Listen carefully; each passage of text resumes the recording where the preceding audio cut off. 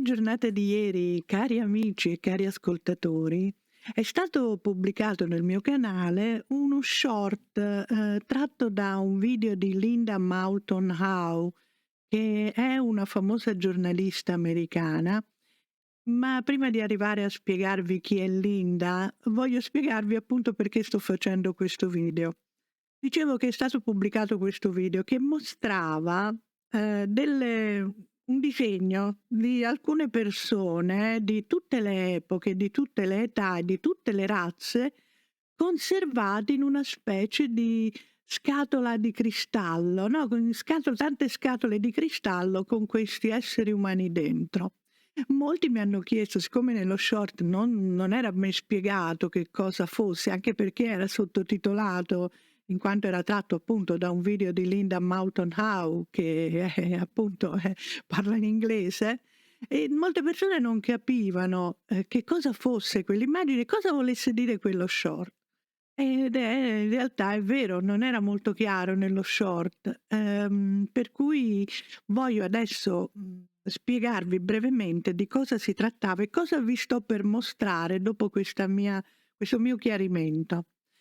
Dunque, vi farò adesso vedere un estratto dall'ultimo video di Linda Moulton Howe, che è appunto, vi dicevo, una giornalista americana molto famosa e molto seguita, ma soprattutto molto seria. Lei lavora ormai da 50 anni, nel campo delle investigazioni sugli extraterrestri, ma non lo fa in una maniera, diciamo così, un po' come siamo abituati a vedere in Italia. Lei è in stretto collegamento con le agenzie governative americane, con l'esercito americano, ma non in una maniera ufficiale, chiaramente. Ovvero lei riceve le testimonianze di persone che appartengono a apparati governativi, che stanno dentro i programmi segreti spaziali, i programmi segreti di investigazione sugli UFO, sui rapimenti alieni e così via, ovviamente in maniera anonima. Molti parlano con lei perché lei ormai si è guadagnata questa fiducia, la fiducia di tutti. Lei non ha mai denunciato i nomi di questi testimoni, e sono tutti testimoni di alto livello che magari arrivano alla pensione e quindi decidono di parlare con lei perché lei ha un seguito enorme in America, le sue trasmissioni sono molto seguite. Casomai nel video qua sotto vi metto il link al suo canale. Lei parla in inglese, ma potete attivare i sottotitoli in italiano. Infatti ora vedrete un estratto dal suo video con i sottotitoli in italiano che io ho attivato.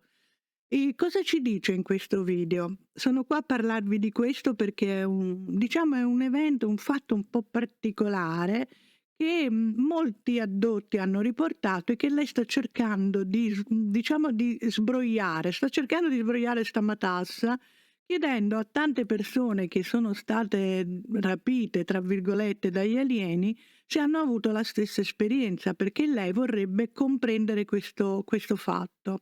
Di cosa vedrete, nello spezzone di video che vi posterò tratto dall'ultimo video di Linda? Vedrete innanzitutto la testimonianza di un giovane americano che nel 2010 aveva 33 anni ed era un compositore di musica da meditazione.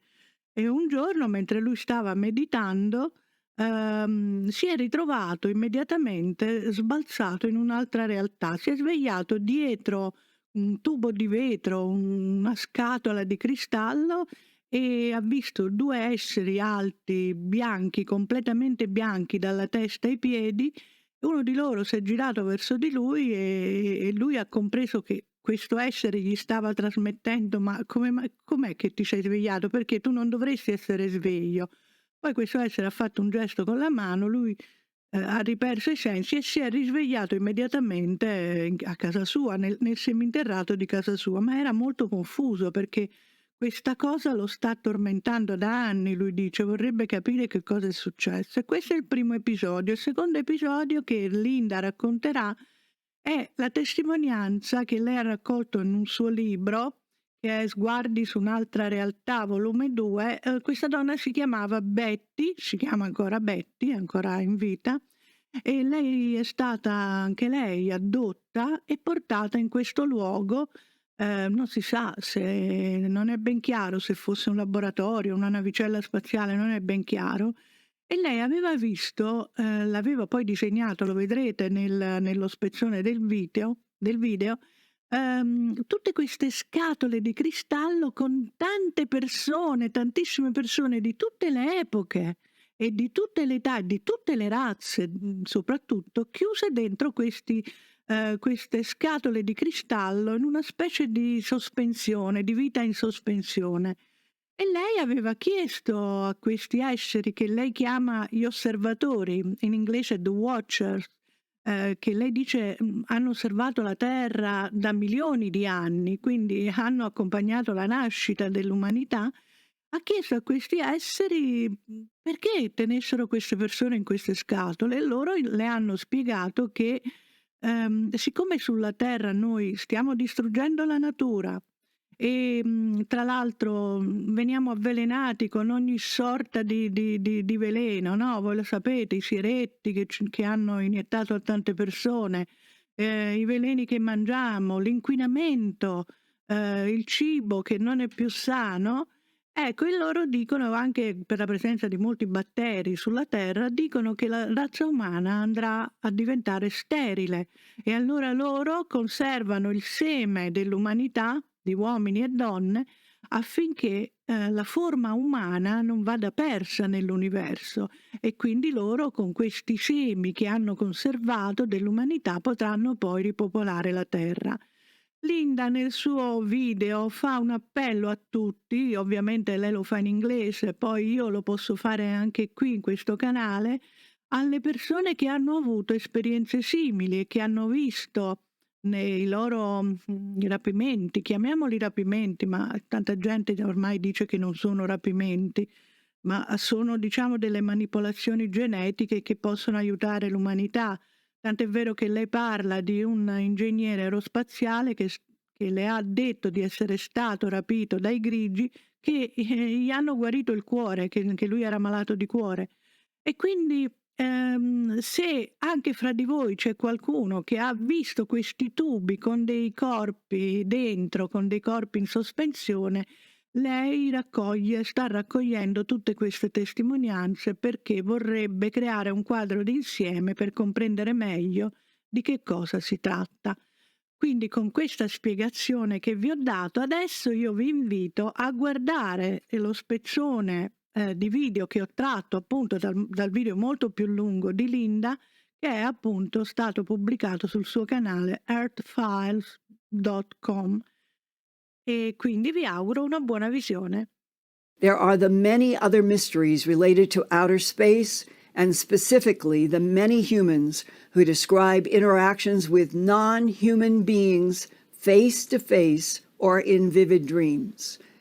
2 weeks ago, for my September 27th Earth Files YouTube channel broadcast, I asked this question: is there an avatar soul link between some humans and ETs?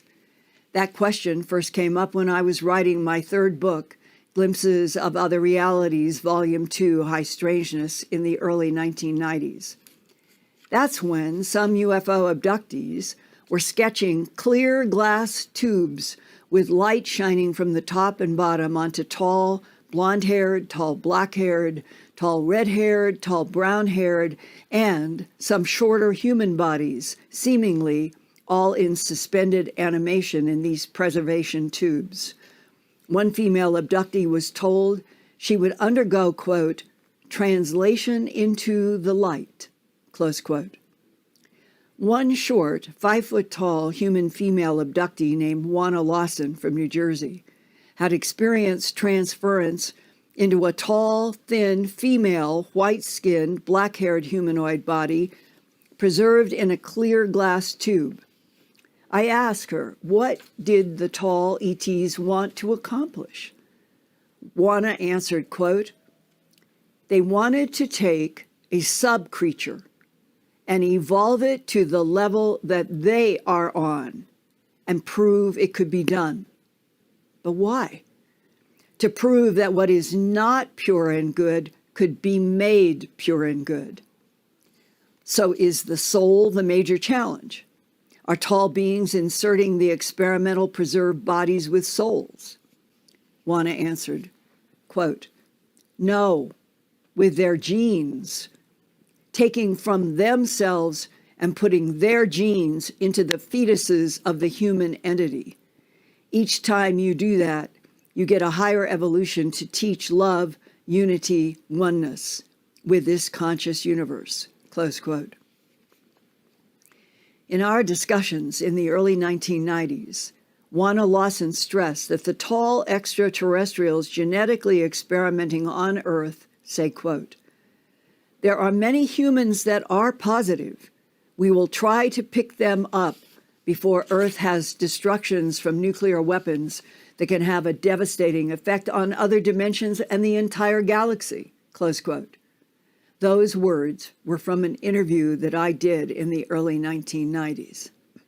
10 years later, by 2002, military and aerospace whistleblowers began to talk about another tall, very advanced humanoid group described to be white as chalk from hair to feet. Referred to as tall whites, one retired aerospace engineer told me that, quote, without the tall whites' protection, we Homo sapien would not have survived this long, close quote. So why haven't we been officially introduced to the tall whites publicly? And why haven't the tall whites shown up in the abductee illustrations of different tall humanoids that have black, red, brown, or blonde hair preserved in those clear preservation tubes? But since that recent September 27th Earth Files broadcast, I have received one man's experience with what seemed to be tall whites supervising his unconscious placement in some kind of clear container. This report by a 46-year-old producer of meditation music evolved from a confusing memory that haunts him to this day. The year was 2010. He was 33 years old, living in Minnesota. One day, he was experimenting with his guitar and keyboard to produce new meditation music. Suddenly, he found himself waking up behind what he thought was a clear glass window in a tube or a rectangle under the control of two very tall, identical male beings, the color of white chalk from head to toe. I think around then I started to learn how to meditate, being kind of amazed by how it can really help. And so I thought, okay, I'm just going to sit back on my chair and meditate for a minute. And I just popped right into wherever it was. What were you seeing? Well, I woke up inside whatever it was. All of a sudden I was in a tube or in a box, and there was a rectangular window sort of thing. Like I was looking through this window right in front of my face, and I saw two beings in front of me over a large console, and they were both doing something on this. They seemed taller than me, and I'm 6 foot. The room was very white, very stark, clean feeling. And the one on the right turned around, noticed I was awake or something, and I just energetically felt an urgency, like, you're not supposed to see this. Like, you're not supposed to be here. You're not supposed to be awake. Go back to sleep feeling. Mm-hmm. He quickly turned around and walked towards me, and as quick as he could, put me back to sleep. By doing what? He did the hand wave thing. Okay, explain what you were seeing. About 15 feet in front of me. The one on the right, he turned around. All of a sudden, I felt like I woke up. Like I was just waking up, and I was like looking through this window. What's going on in here? Where am I? Like, Mm-hmm. I'm just looking through this rectangular window or something, and he swung around 180 degrees. His eyes locked into mine, and I got this energetic impression like, why are you awake? And then he quickly waved his hand. His forearm moved, but Toward you? side to side. It was like one time. He moved the lower part of his arm like a windshield wiper Yes, yes. And then what did you feel when his arm moved like a windshield wiper?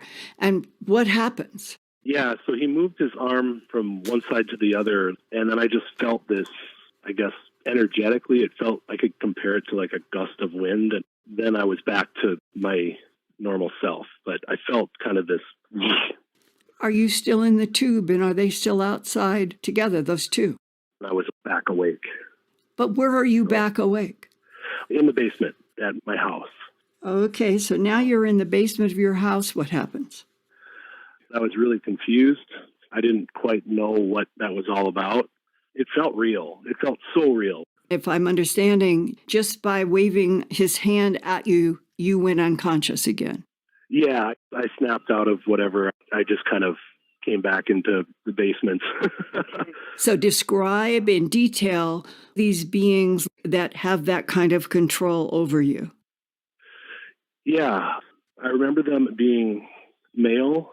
They were very tall, very skinny, stark white. Their faces just seemed to look the same, looked very similar to each other, like similar height, almost like they were clones from what I remember. How tall and what were they wearing? I just remember all white, and they seemed very tall and wispy. The tube or whatever I was in, it felt like I was standing upright. They felt taller than me. As if you were in a tube or a box in a tube that was vertical. You're 6 foot tall. The tube you're in might be a little bit taller than that, but you're looking at two beings that are essentially white from their hair, face, clothes, and they look the same. Yeah. I remember their faces. I remember they were wearing clothes, but it was very minimalist. I just remember seeing a lot of white colors. Like wearing a leotard to cover the body, but not clothes as we think of clothes? Yeah, it was kind of like a one-piece sort of thing. It wasn't like a traditional thing we would put on Earth.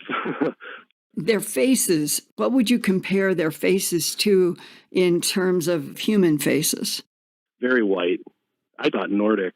I just thought they were like albinos, really tall albinos. Because they were all white, including their hair. Yeah.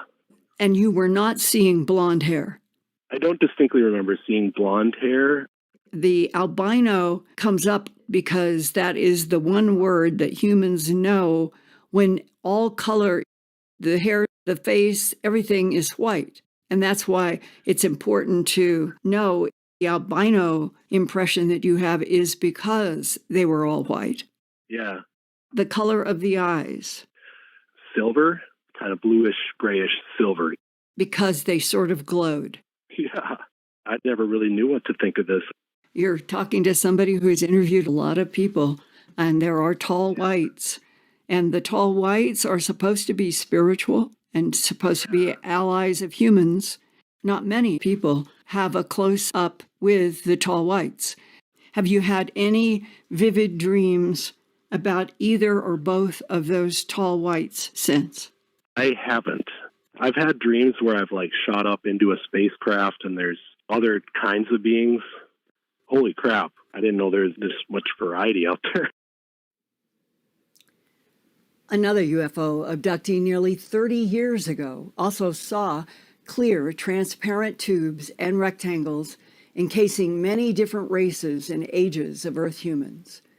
She was Betty Andresen Luca, the subject of UFO investigator Raymond Fowler's several books about the 1979 Andresen Affair and the 1990s Watchers.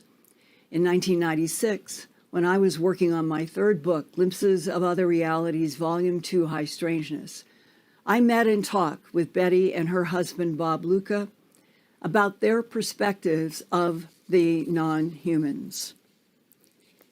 Betty sent me this illustration that she did of, quote, the people of all races and times encased in clear rectangular receptacles for preservation by the non-human beings that she called the Watchers, who have monitored the Earth for thousands, millions of years. Betty said mankind is destroying much of nature, and the beings are telling her that they're doing this because the human race will become sterile by the pollution and the bacteria and the terrible things that are on the earth. They said they're watchers and tall elders, and they keep seed from man and woman from earth so the human form won't be lost.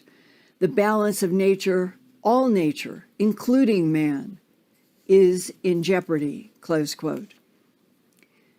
Betty also stressed, quote, everything in nature has a plus and a minus, a light and dark, a negative and positive, a good and bad. It must be, for without some content of evil, there can be no good, there can be no growth. We do not need evil for good, we need choice. The Creator gave us choice. We cannot use that choice unless we have two choices to make, evil or good.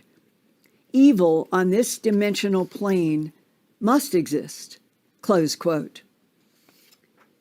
Betty also said, the extraterrestrial watchers and tall elder ETs she encountered told her that they created the gray biological caretakers, or artificial intelligent androids, to be remote imaging surrogates connected to the tall elders with bioelectric mind projections.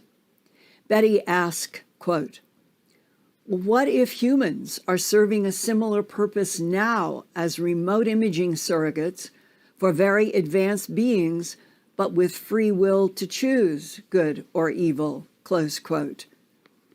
Betty wondered if the purpose for Homo sapien creation on Earth might have served a multi-level agenda, a test experiment to unite the divine spirit with primitive animals, as Juana Lawson described, and to use the petri dish of planet Earth to test new hybrid creatures, while the experimental humans did work for the elder watchers, such as mining and building pyramids, ziggurats, and temples, as communication machines.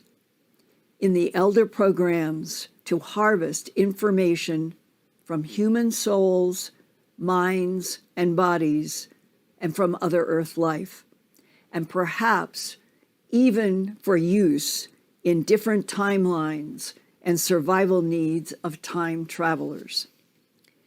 Maybe, like political factions, the dark party and the light party are competing over legislation to legalize the production of cloned android life outside the force of creation's recycling program of a finite number of souls.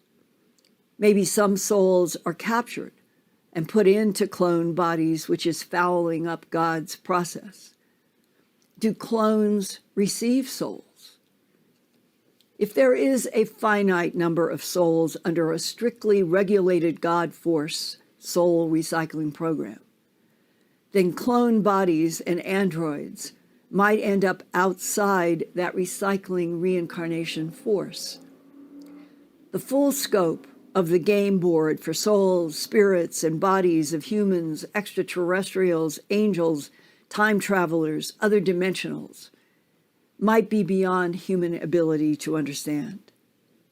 One scientist in New England, who has also been abducted by gray beings, who repaired his heart, told me that he was shown holograms that depicted a series of universes in pairs, mirrored images, each the opposite of the other, from the subatomic to the macro.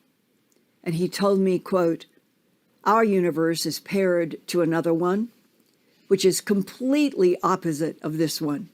There, the skies are glowing white with dark suns, colors are indescribable and iridescent, and time flows to the past. Like a conveyor belt, at the moment of death in our universe, we move through a tunnel into the mirror universe where it is all light. There, time moves to the past, and souls again return back here, close quote. Now, in this time of revolution, when the whole world will know we are not alone in this universe. Our greatest challenge as a species will be to stand up, unafraid, before the old lords and watchers. Ultimately, there is a common bond among all life forms, ebbing and flowing on spirals of different frequencies, supported by a singular force, an invisible matrix of energy from which everything emerges and to which everything returns. And I want to thank all of you who are here tonight in this very difficult time on Earth, and